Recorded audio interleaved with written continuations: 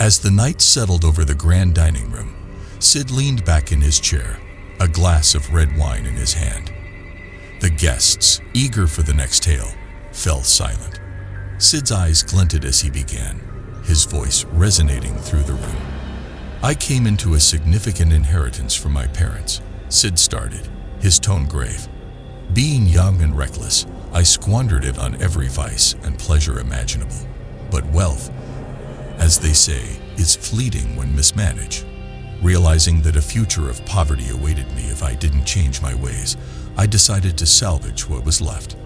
I sold everything I owned and joined a group of entrepreneurs who traded goods by sea. We set sail from New York, aiming for the riches of the East. We cruised past the Gulf of Mexico, with the Caribbean islands on our right. At first, the constant rocking of the ship made me sick, but I soon grew accustomed. We stopped at various ports, trading and collecting goods. One day, the wind died down, and we found ourselves becalmed near what looked like a lush green island. The captain allowed us to disembark and stretch our legs. I was among those who went ashore. We set up a fire and started to eat, enjoying our respite, when the ground began to tremble violently. From the ship, we heard shouts warning us to return. To our horror, we realized that what we thought was an island was the back of a colossal, slumbering sea monster. The heat from our fire had awakened it. The beast plunged into the depths, tossing us into the ocean.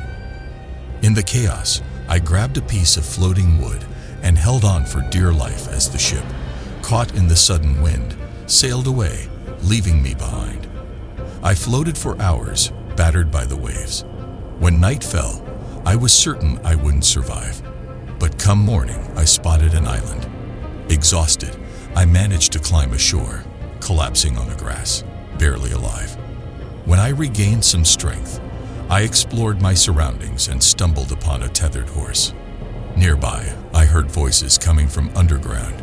A man emerged, asking how I had arrived there. I recounted my ordeal, and he revealed that he was one of King Mirage's grooms, and they came annually to graze the king's horses. The groom took me to his comrades in a nearby cave. They fed me and offered me shelter for the night, informing me that they were returning to the king's palace the next day. Grateful for their help, I accompanied them to the capital. The king received me warmly, and I told him my story. He ordered that I be looked after and provided for. Eager to find a way back home, I mingled with other merchants, hoping to hear news from New York. During my stay, I heard many tales, including eerie stories about a nearby island, castle, haunted by a spirit named Dejul. Some sailors claimed to hear ghostly drumming at night, but when I visited, I saw nothing unusual, apart from gigantic fish that fled at the slightest noise. One day, while walking along the quay, I noticed a ship unloading cargo. To my astonishment, I saw my own name on some of the crates. Recognizing the captain, I approached him, pretending not to know him, and asked about the cargo. He told me about a merchant named Sid who had perished on a false island that turned out to be a whale. He had decided to sell the goods for Sid's family's benefit. I revealed myself, explaining that I was that very Sid. At first, he was skeptical, believing me to be an imposter. But as I recounted my survival and meeting with the king's grooms, he began to believe me. Overwhelmed with joy, he returned my possessions, refusing any reward. I prepared a gift for King Mirage from the best of my goods, and he reciprocated with valuable presents. After making my farewells, I exchanged my merchandise for precious commodities and embarked on the same ship for the return journey. My trading was so successful that I returned to New York with immense wealth. My family was overjoyed at my return. I bought land, slaves, and built a grand mansion, resolving to enjoy life and forget my past sufferings.